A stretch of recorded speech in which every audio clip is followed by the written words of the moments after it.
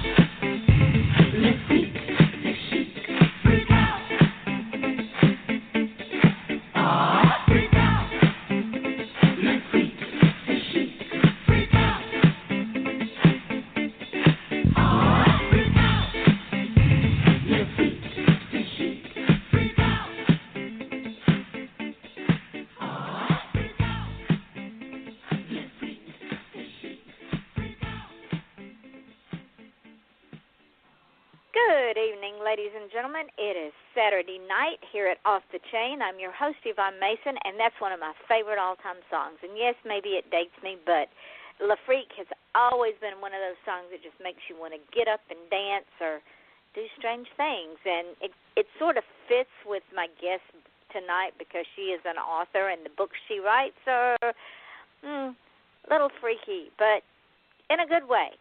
But before we get to her, I want to say thank you to my guest, to my listeners, because this is not my show. It's your show, ladies and gentlemen. Y'all are making this show so successful. We are so close to 100,000 listeners that it is frightful. It is very, very frightful. And we're right on the edge of 80,000 listeners just on the show here itself, and we're just about to turn the corner on 100,000 listeners with all the podcasts. Now, for those of y'all that don't know, this show, when it goes up into archives, is not only heard here on Blog Talk Radio, it is heard on iTunes, it is heard on Stitcher, it is heard on FM.com, TuneIn Radio, YouTube, SoundCloud, Mixcloud, Spreaker, Podcast, and Podcast Garden. So if you have any of those podcasts, or if you want to download any of those podcasts, feel free and share it with everybody because we're heard in over 70 countries around the world. So my guests are getting heard in places they might not have been able to be heard before. And Australia, thank y'all, because y'all once again continue to be our biggest listening base here at Blog Talk Radio. Y'all are 96% of the listening base. So in turn, I want to give kudos to a band that comes out of your country. It's the Teskey Brothers. They are absolutely amazing. They are a blues band, and if I didn't know better, I'd swear that they were born on, raised, and started singing on Bourbon Street because they sound like Otis Redding and Eric Clapton, Robert Johnson, Johnny Lang, B.B. King, all rolled into one nice, tight package. These guys are absolutely amazing. So, again, if you haven't listened to them, you don't go now, but later on go and pull up the Teskey Brothers and listen to their music. They're on Reverb Nation. I think they're on iTunes. They're on CD Baby. You can get their music anywhere. These guys are amazing. Now, Monday night, we're going to have shows every night next week from Monday through Saturday. But Monday night, the show will be at 9 o'clock Eastern Standard Time. And my guest will be the one and only best-selling author, James Swain. If you've never read any of his books, do, because he writes some absolutely amazing books. I met Jim years ago in Sarasota when I went to an independent bookstore and did a book signing, and he also at the same time was doing a book signing there. And he and I talked for a long time. It was right after I published my first true crime, Silent Scream, and he is just a sweet, sweet man, and he has generously agreed to come and sit down with us for an hour on Monday night at 9 o'clock here on Blog Talk Radio. So join us for that. I'll mention it again before we leave the show tonight. On January the 5th at 10 o'clock p.m. Eastern Standard Time, put this on your calendars because we will tune into the Investigation Discovery Channel because I will be on that channel on the show Married with Secrets discussing Gerard Schaefer and my book Silent Scream because that book is about his victims. He was Florida's first serial killer way before Bundy, way before Danny Rollin, and he killed between 1969 and 1972, and he killed between 9 and 35 young women. And he was a cop. He was a deputy sheriff for Martin County, which is the next county down from us, and nobody knew what he was doing until two girls got away. Not even his wife. Nobody knew it. So mark that down on your calendars for January the 5th at 10 o'clock Eastern Standard Time. And if you want to know more about him before you watch the show, go and pick up the book Silent Scream under my name, Yvonne Mason. Now, enough of self-pimping. Tonight's show is I've waited a minute to get this beautiful lady on my show because she is a fairly new author. She's only been out there for like 19 months. So in this industry, she's considered a newbie, but she has put together some really, really beautiful, beautiful books that we will be talking about. But I want to tell you a little bit about her. Her name is L.K. Shaw, and she is a physical therapist assistant. I may need her to get to teach me how to talk again. And she does this by day, and at night, her other persona comes out. She's a writer and a social media addict, sort of like me. She resides in South Carolina, but she's not a native South Carolinian. But you can't tell it when you talk to her because she has adopted the South apparently with all of her heart. And she has a high-maintenance Beagle mix pup named Miss P. Now, I don't know who has who. I think Miss P owns her. We'll talk about that. And she should probably, Miss P should probably have her own Instagram account. I mean, Miss P really believes she's a four-legged person, not a four-legged animal. LK is an avid reader since childhood, and she became hooked on historical romance novels in high school. It wasn't until within the last 7 or 8 years when she tried her hand at contemporary romances. There is a difference, ladies and gentlemen. While hysterical romance remains one of her favorite go-to genres, romantic suspense, especially with a little kick thrown in, remember what I said, her books have a little twist to them, have become a first pick from her TBR list. For y'all that don't know that, it's to be read.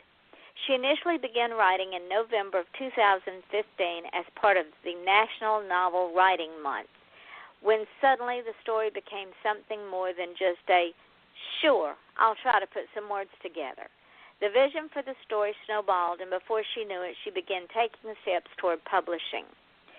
Each book in her first series feature romantic suspense and BDSM combined, and she loves to interact with her readers. So when we get down to the end of the show, she'll tell you how she can be reached. LK, thank you, my dear, for spending an hour with me on a Saturday night. Oh, Yvonne, thank you so much for having me. I appreciate it.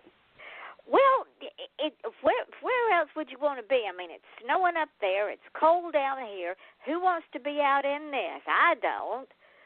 This is true. It's the nights you want to just sit in your house by a fire drinking some hot cocoa. Exactly. Or talking on the phone to us and having a nice chat just between two friends and 100,000 other close friends. Close of course. I mean, what else? What else is it, right? Now, how in the world? I mean, you're a PTA during the day. You write at night. When you were a little girl, was this even? Were either one of these things even on your radar? No, not at all.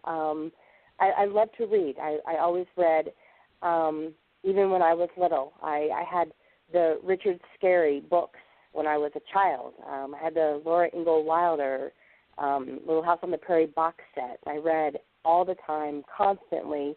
I was a reader. I love to read, and even growing up. And I actually, it was the summer between my junior and senior year in high school, and I had run out of books. I was reading suspense for teenagers. It was Christopher Pike and R.L. Stine. And I ran out of books to read. And my mother was a reader as well. I grew up reading with her. And she handed me one of her romance novels, and that was it. So, and then even growing up, I didn't even know that I wanted to be in healthcare until I was probably in my late teens. What made you decide to go into that field? Because that can be a very unforgiving field. Well, I originally thought I wanted to be a nurse, but then I remembered that I didn't like needles, and I thought that was probably not going to be a good idea. And so I really didn't know what I wanted to be. I just knew I wanted to work in healthcare. And I was an office manager for many, many years. I actually worked for a university. And I was scrolling through the program of classes that they offered, and I ran across physical therapy. And I was, reading what it was about, and I it really just kind of struck something in me that I was really interested in that. And unfortunately, at the time, I couldn't pursue it because it was a full-time master's class, and I worked full-time. I wasn't married. I wouldn't have been able to continue with my education. So I just kind of let it go, and then I ran across someone who said that a physical therapist assistant was something that existed, and it was like I was meant to be there. My son is a PTA, and that is a tough degree to get. He thought he wasn't going to make it, but he's a brilliant young man, and he didn't get into it until in his early 50s. So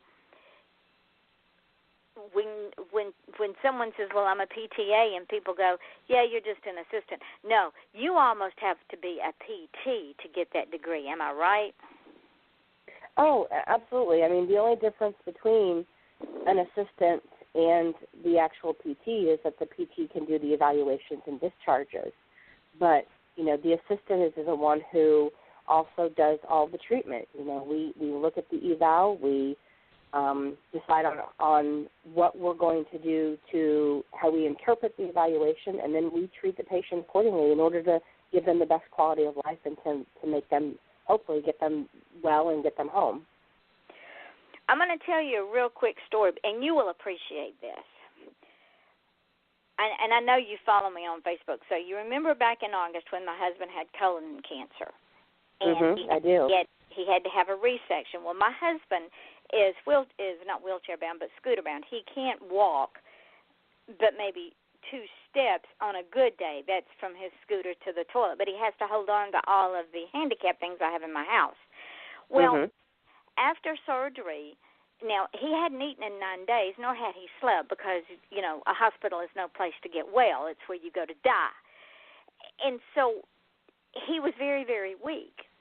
And so the nurse, bless her heart, said, I'm going to get some physical therapy for him. I said, okay, fine.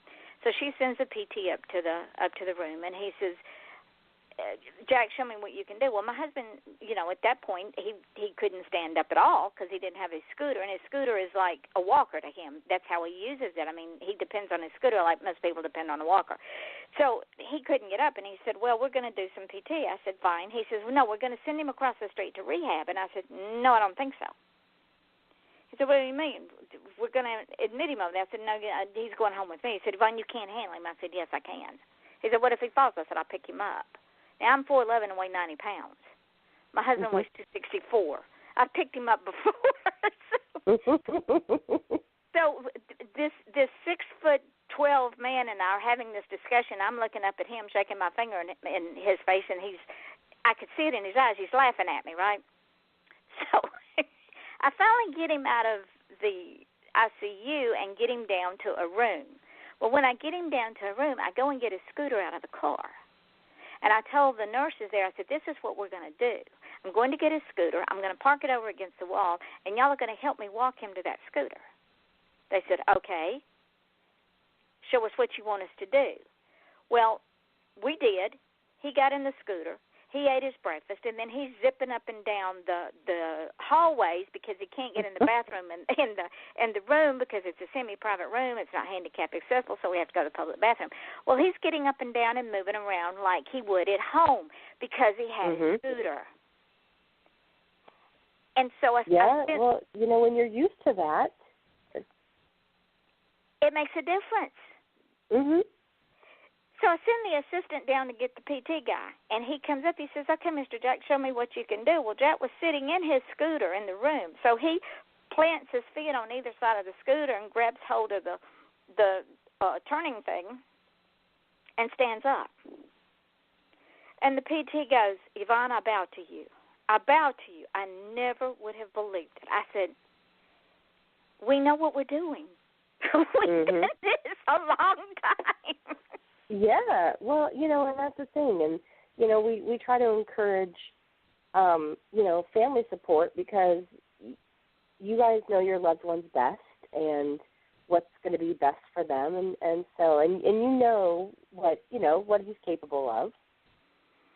Well, it was a funny day. So when I read that you were a PTA, I said, "Yeah, LK will appreciate this short story." Yeah. From a Good man for him. I'm glad he was able to do that because that's fantastic. Yeah, because see, they were ready to put him in rehab, and I'm going, no, he's not going to go over there and be admitted to rehab because that's not going to happen. He's going home with me. So, so I said, yeah, well, okay. I'm glad he was able to, for sure. And sadly, there's so many that can't, that don't have that support. Mhm. So okay, yeah, absolutely. You go from a PTA to writing. What in the world, my darling friend, got you to hook up with Nano? It was really peer pressure. I had several friends ask me, have you ever going to try your hand at writing? And I said, no, I just like to read. I just want to read. And I finally was badgered enough that they just talked me into doing Nano. So I said, all right, I'll try it and just see how many words I can get written down. And I didn't really have a story. I said, well, yeah, I don't. So I just started putting words on paper, and like I said, it just kind of grew from there. So you're easily influenced by peer pressure, I see. Sadly, yes. Sadly, yes.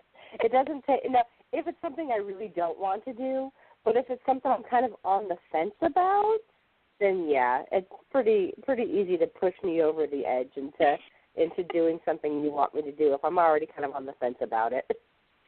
Well, what, aside from being pressured by your peers, was it because you had read romance for so long that you figured, okay, I can do something with this and give it an added kick? Or did it just happen? Yeah, I honestly probably never considered writing anything but romance. It's what I read. I have probably read, not to date myself, but also I do love the song "La Freak" as well. but probably read in my life probably almost 10,000 books, and probably at least 75% of them have been romances. And so there was really no other thought process that it would not be a romance that I would write. And the added kick, was it something you planned, or was it that muse in your? And ladies and gentlemen, if you don't have voices talking to you when you're a writer, then maybe you're not a writer, because they won't shut up, and they tell us what to write. We may set out with a story idea, but they have other ideas, and if we don't write what they want us to write, they shut up and go away, don't they, LK? Oh, definitely. Absolutely. And sometimes what you think you want to write is not what you end up writing. Sometimes new voices enter and say, I need to be heard, and they push the other voices kind of to the back. That is let me tell you, I was doing an interview on this show with my good friend Sherry Rensler, and I was working on a trilogy that takes place in Scotland and in England, and it's in 1888, and it's witches and warlocks and fairies and ghosts and dragons and shapeshifters, and all of a sudden, out of the blue, a book that I had put aside years ago, this voice says, Cher, it's my turn, mes amis. You will write me now. And I'm going, shut up, Lafitte. I'm not writing you now. He says, oh, Cher, yes, you will be writing me now. And he starts the story while I'm doing the interview. And I could not. That sounds about how they are. Yeah. I wanted to smack him. Because and the funny thing is, I'd already started the story. He wanted me to start it, but because it was the way I wanted it to go. But then he says, "Oh no, shit, you're changing it something. It's not going to be that way." So okay, fine. So yeah, ladies and gentlemen, this is what we put up with as writers. They the characters will drive us crazy, and so will our four-legged humans. Let's talk about Miss P for a minute. You've got me intrigued with her. She's something else, that's for sure. She's a beagle mix. What is she mixed with, or do you know? I do not know. When I have suspicions just based on her body structure and her personality. I don't know exactly, but I thought about doing a DNA test on her just to see if my suspicions are close. But she almost looks like she's mixed with either boxer, which is the favored of other people who think she's mixed with, or pit bull. But if you look at her, she looks like a beagle in the face and her ears. But body structure, she's very tall and she's very muscular. She's got the barrel chest and the muscular shoulders and thighs, and she's very strong. So at different angles, she looks. She could be either boxer or pit bull in her mix. But again, I don't actually know.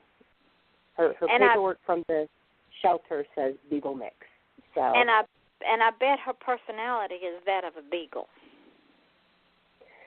She's food motivated and she's easily distracted by smells. Once she gets her nose smelling something, the hound takes in, and she will keep her nose to the ground and just sniff and sniff, and she will not listen to you, pay attention to you. Her focus is on whatever she smells. I think she does need her own Instagram account. She has many pictures. She has taken over my Instagram account many times, so she pretty much needs her own. But I'm trying to not go there yet, but I see it happening. Oh, okay, you've got to start her own Facebook page. Oh, I don't want to give her a big head. She already thinks she's all that. So. Well, she is, and a bag of chips. I'm telling you. She, ladies and gentlemen, she is, according to LK, if you don't feed her when she thinks it's time, and she's fed in her time, not their time, she will not leave you alone until you go and feed her. Yes. Yes. 5 o'clock in the morning, she's on the bed, nudging you, waking you up. It's time for breakfast. At 5 o'clock in the morning. Yes. She can tell time. Oh, she can tell time. At 5 o'clock. Has she lost her mind? Most normal people are asleep at 5 o'clock in the morning. I know. Usually I go back to sleep, get up, kind of bleary-eyed, feed her, and then go back to sleep.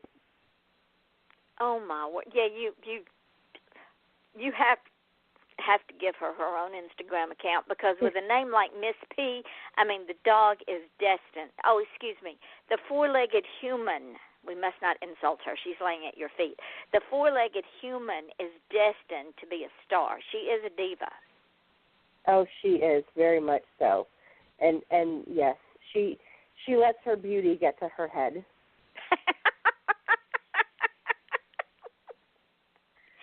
But I bet she's also a great protector. That's the sad thing. No, she's the worst guard dog ever. Really? She's the worst guard dog ever. I told this story to my readers, and totally true. I came home really late one night. I walked through the entire house to my room. She was sleeping in another room at the time. Came into my room, went back down to the other end of the hallway, back to my room, back to the kitchen, and back into my room, and not once did she even hear me. Never came to investigate, never even twitched. But if I'm in the kitchen and I open a Ziploc bag that might contain some food, she will hear me from 3 rooms away. And she will come running. It's called selective hearing. Yeah, but I don't even know what time it was, but it was like 1 o'clock in the morning I came home.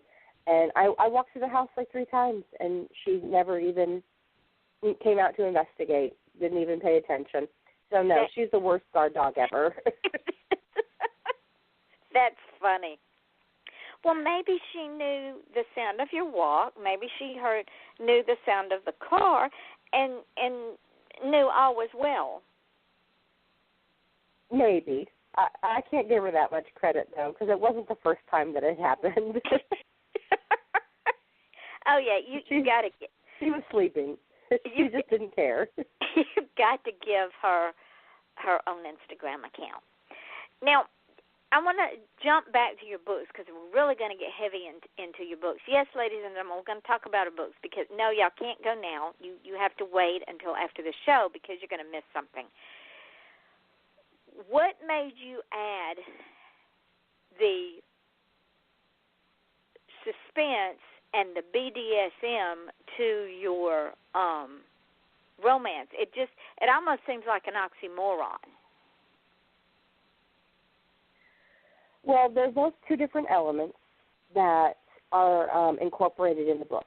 And the romantic suspense was really, truly just by accident. I was writing the first book, which was a BDSM intro. It was a woman who, and why I do BDSM is that's what I like to read, and I'm also interested in the lifestyle. I was kind of exploring it before I moved to South Carolina, and South Carolina, it's a little more reserved down here than where I was previously living, so the community isn't quite the same, but I enjoy. That's what I love to read.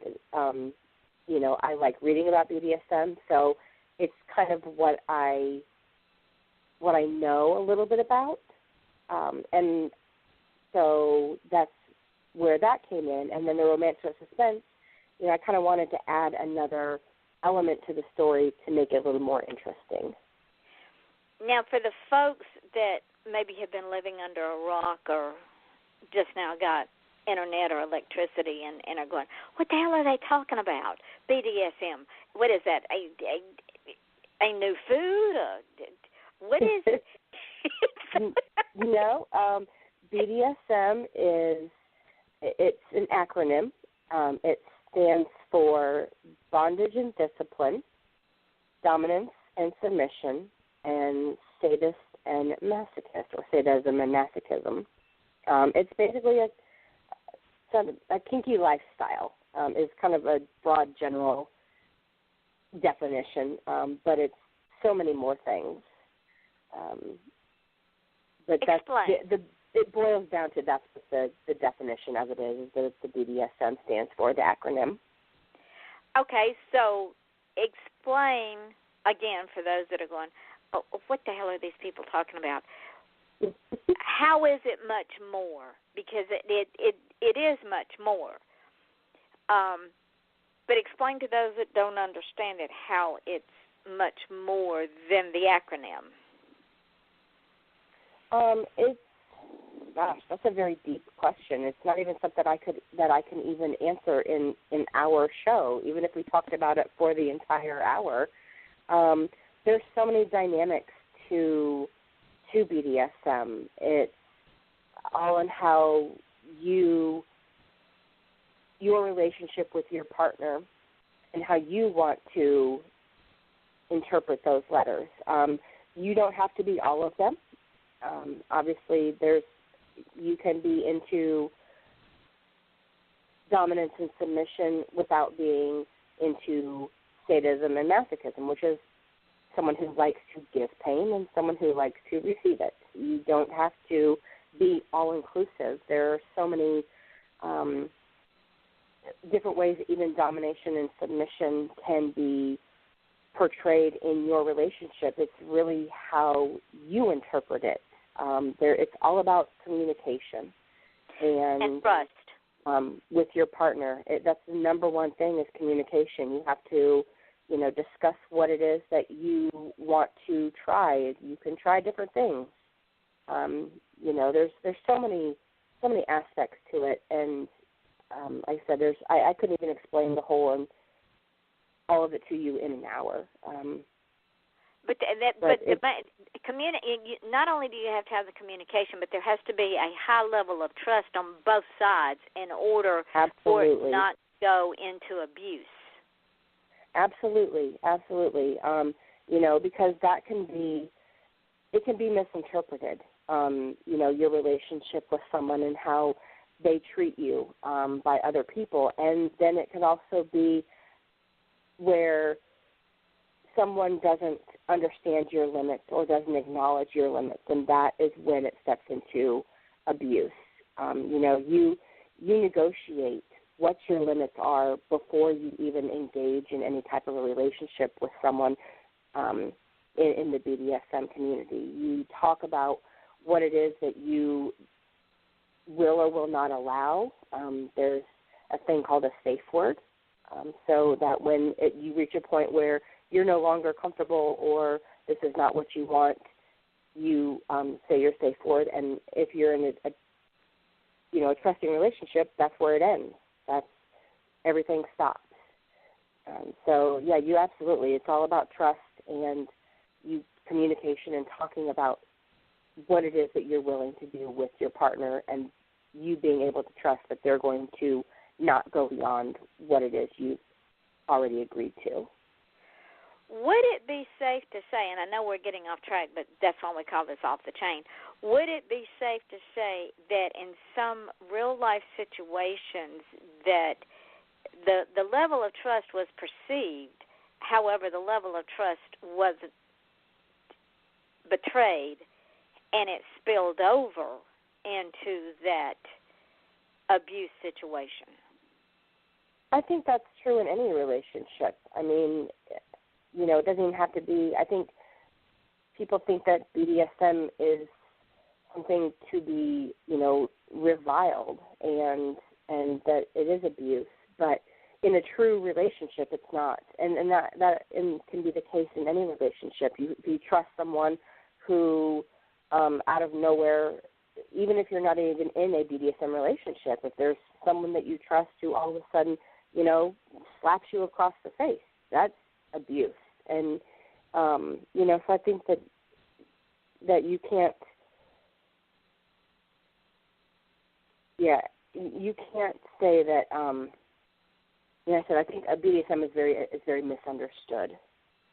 And that's where I wanted you to go with that, because, like you say, people get the wrong idea if they're not educated. And in anything we do, in order to understand it, we have to be educated. Right, and I think people are, in general, and I don't want to stereotype or, pigeonhole people, but I think, a lot of times we're afraid of things that we don't understand. Yes. And if we don't understand them, and some people are, maybe they don't want to understand. So, they stereotype, and, they don't really understand the dynamic between two people. And, again, it's between two people. What they choose to do, that's their choice. That's how they want to live their life, and there's nothing wrong with it if they both agree that this is what they want to do. Within the parameters of the trust and the communication. Absolutely, right, absolutely. I said that's what negotiations and contracts and safe words are. But it is all about communication and trust, for sure. There's a lot of trust in that type of relationship. Now, ladies and gentlemen, I want to, her covers on her books they are killer covers, I'm telling you. Ladies, if you're into hot men, oh my goodness, they will make you drool, because they are absolutely amazing. But this is what LK says, under Secrets of Betrayal, and the thing about this particular synopsis that I was reading earlier, LK, is you added a dynamic that is so prevalent in today's world that is just makes me want to read it. And this is what she says. She says, this book contains dark elements that may be difficult for some readers. So she puts that caveat in there. But the Secrets of Betrayal, the synopsis is like this. Betray, verb, to deliver to an enemy by treachery. Sold to a sex trafficker by her drug-dealing boyfriend, Phoebe Lawson possessed first-hand knowledge of the secrets of betrayal. She'd given up all hope. Her life no longer held any meaning. She would have wished for death to come and take her away, except she knew wishes were wasted on people like her. Until the day he entered her life, he was a beacon of light in the bleakness she called existence. His arrival sparked a longing inside her that maybe hope wasn't a useless emotion after all. And then she says, heal, verb, to make sound or whole. Donovan Jeffries was the charming one, the flirty social dom of the local BDSM club Eden. He thought he'd found the perfect submissive until she betrayed him with another. He closed himself off, vowing to never give his heart to another woman until the day she entered his life. Her despair touched a part of his soul he thought forever lost, and he would move heaven and earth to piece all of her broken parts back together. The way that is written, the story of being sold as a sex slave, which is very prevalent in today's society, just jumped out at me. It made me want to read the book because I wanted to know the who, what, when, where, and how, and then go kill the guy that sold her. Spoiler alert. It's to me, that's an amazing story within itself. What in the world possessed you to write about trafficking? Now it's one of our hot buttons because girls disappear all the time and they wind up in God knows where. What an amazing story. Well, thank you.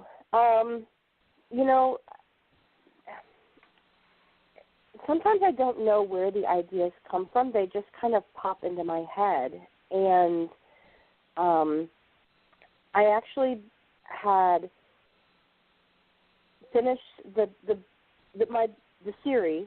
All the books are standalone. They don't actually, you can read them alone. But the book before Secrets of Betrayal, I don't plot. I'm a pantser, which means I write by the seat of my pants. Mm-hmm.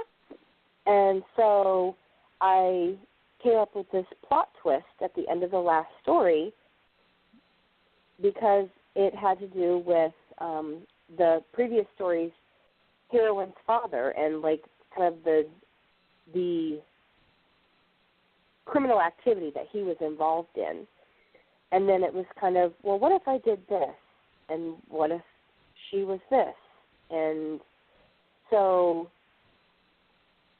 but it percolated for a while because I actually wrote a novella in between those two books. So I didn't really have it all kind of played out in my head.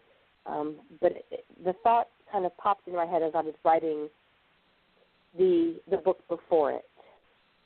And I just thought that it would be because it is such a hot button right now, and I thought it would make for a really interesting storyline where you have someone who has been, in this horrific environment and circumstance for so long, and then you have this dominant who,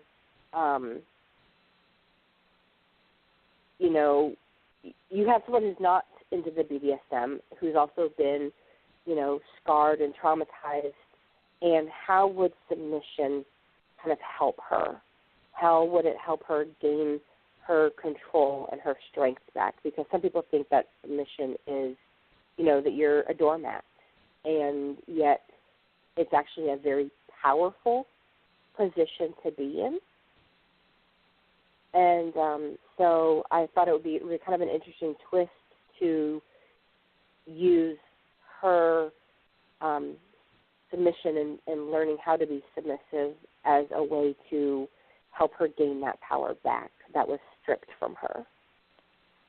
That really jumped out at me when I was reading it, because I'm thinking, wow.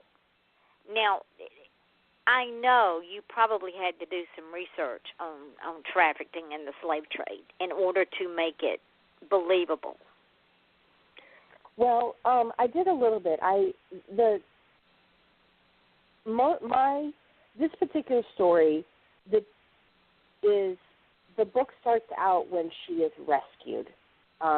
So I didn't really delve into a lot of the sex trafficking, because I didn't want to get bogged down with kind of like the details that didn't really, in her particular case, weren't the core of the story. Uh-huh. The core of the story is her healing.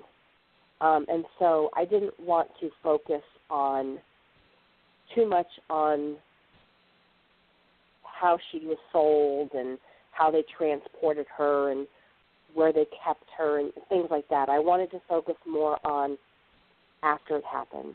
She's been rescued, and her healing and growing and becoming this more empowered woman after she, after everything happened. And so I tried to make it in a way where she was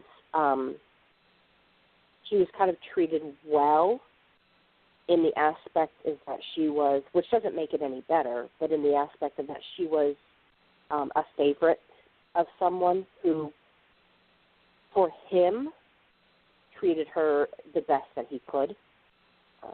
So that part of it I didn't do a lot of research in. I did more of the psychological recovery. Made me want to read it. That's excellent. Now, this other one. See, ladies and gentlemen, I don't read romance because it's not my shtick, but LK's done got my antennas up now, because it's not just romance. It is romance with a kick. With his To Protect, Secrets number 3.5. The daughter of a drug addict, always looking for her next fix, Catherine Marsh grew up learning how to fend for herself. Her only saving grace, neighbor Emmett Jackson. Emmett's house was Katie's refuge when things got tough. He also became the father she never had, until one fateful night when Katie witnesses his murder. She runs to the police, not realizing that someone knows what she saw. Daniel Weber always dreamed of being a police officer. Graduating from the academy at the top of his class, he quickly moved up the ranks from beat cop to lead detective. He was well respected in the precinct until he made costly mistakes. His life is in a downward spiral, and he's days away from suspension when she walks through the door. Instinctively, he knows Katie will either be his downfall or his redemption. What happens when a cop whose career is on the line falls for the key witness in a murder? Can he protect her before she becomes the killer's next victim? Again, LK, I'm saying to myself, okay, who, what, when, where, and how? What an amazing storyline. Where did that one come from? Well, Detective Weber is actually, and believe it or not, that is the one novella in the, even though it's labeled Secrets 3.5, it's actually the one story in the Secret series that is BDSM. It's actually a vanilla, just your regular romantic suspense romance. But Daniel featured in very prevalently in books 2 and 3. Book 2, he was he was interested in my heroine, and unfortunately, obviously, he did not get the girl. But he kind of had this kind of pissing contest going on between the hero and him, and they've had this kind of love-hate relationship, which carried over into the 3rd book. And then I thought, this poor guy has gone through all of this stuff. He really needs, he didn't get the girl in the 2nd book, so he really needs his own romance and his own woman to fall in love with. And, he's a police officer, and I thought, well, what happens if someone witnesses a murder and she kind of makes him see that things aren't always black and white. There's a little bit of gray, so he kind of toes the line because he's already in trouble. And so he has to kind of toe the line and ride the fence of what he's willing to do to keep her safe. Made me want to read it. Now, you're not going to believe this, but our hour is almost up. Oh, my goodness. Remember at the beginning before we went live, and when you said, how long is this? And I said, it's an hour show, and you go, and I could hear the gasp in your voice, like, what are we going to talk about for an hour? And I said, I'm going to say you're not going to believe this, and you're going to say, what? Well, here we are, full circle. I see that. Oh, my goodness. And the time has just flown right by. We've talked, and we hadn't even covered half of your books. This is true. And the 2 that we've talked about are so interesting. And no, ladies and gentlemen, you cannot go yet. You've got to wait until after the show, because if Miss LK is willing, I want to bring you back in May or so. Yeah, absolutely. I would love to return. Because what will happen is you will become a regular on the show, and you will get a following here on the show, and people will go, okay, what's she got out now? What's she doing now? They'll want to know what you're doing. Excellent. Yes, I would love to come back. Thank you so much. See, and you won't be nervous at all. Because now now I know what to expect. Yeah, you're an old pro. And it's just a conversation between 2 friends and 1,000 listeners, 100,000 listeners. No pressure there. Yeah, not at all. It's a good thing that it's radio and not video. Oh, you would do just as fine on video, because I've had people tell me that I put them at so much at ease that they forget they're even on the radio. Yeah, but then I couldn't be in my pajamas. Sure you could. Of course you could. We would call it fireside chats. Oh, there we go. Winter evening fireside chats. Now, how much more relaxed can you get than that? This is true. This is very true. So before we run, and when the show goes dark, I don't want you to hang out because I got some things to tell you. But before I tell the audience where you can be found, I want to say thank you so very much for being a guest on the show and spending an hour with me. I loved every minute of it. It is such a hoot to talk to you and bring you back and talk some more shop and find out what Miss P's up to. Oh, Yvonne, it's been a pleasure. Thank you so much for having me. So now tell the folks where you can be found. Well, as my bio says, I'm a social media addict, so I can be found pretty much everywhere. You can find me on Facebook. My Facebook page is LK Shaw Author. You can find me on Twitter. My sign is at LK Shaw _author. I'm on Instagram also at LK Shaw _author. You can follow me on Amazon, and BookBub. And I also have a Facebook group, a reader group, where I do exclusive content. So you get to see all the teasers and excerpts and covers before everybody else does. And that is on Facebook, called the L.K. Shaw's Luscious Ones. Ooh. Yes. And then you can find my website at lkshawauthor.wixsite.com/lkshawauthor. So see, she's like me, ladies and gentlemen. She is everywhere. So go and check her out. Now, everyone that listens to this show for any length of time knows that there's several things that I say at the end of the show. One of them is don't just feel special, be special, because if you just feel special, then you'll never be special. And the difference between who you are today and who you want to be next week is what you do today. So if you want to change the person that you are now to who you want to be next week, then change what you do. If you don't, then just keep doing what you do and run around in circles.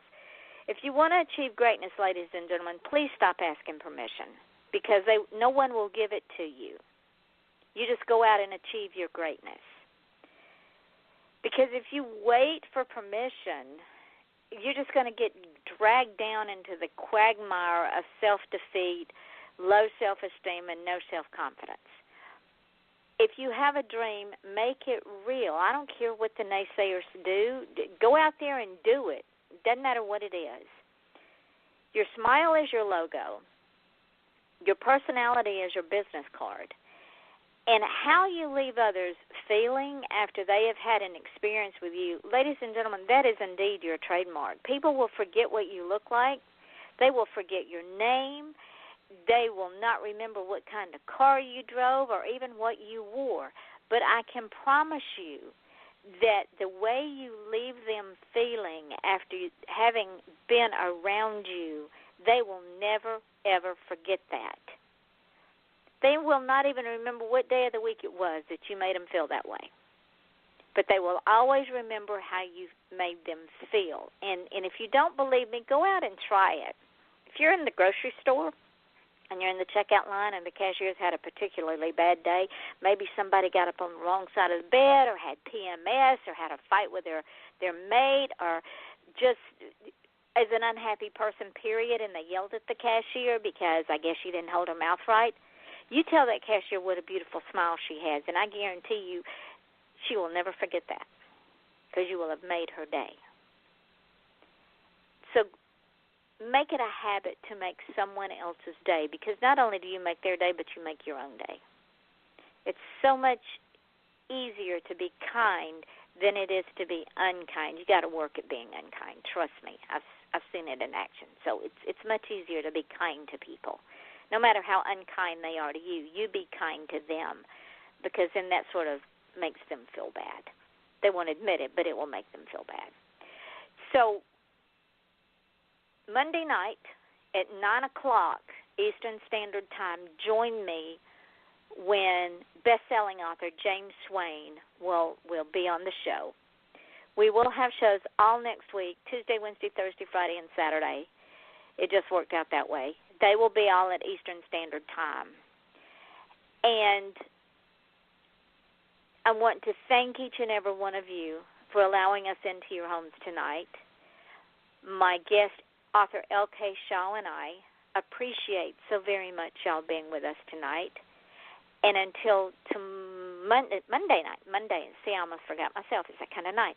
Monday night at 9 o'clock Eastern Daylight Time with author James Swain. Until then, this is your host, Yvonne Mason, with Off the Chain, and my wonderful, wonderful guest, who I simply adore, author L.K. Shaw, saying, stay warm, stay dry, and love each other. Until Monday night, we say good night.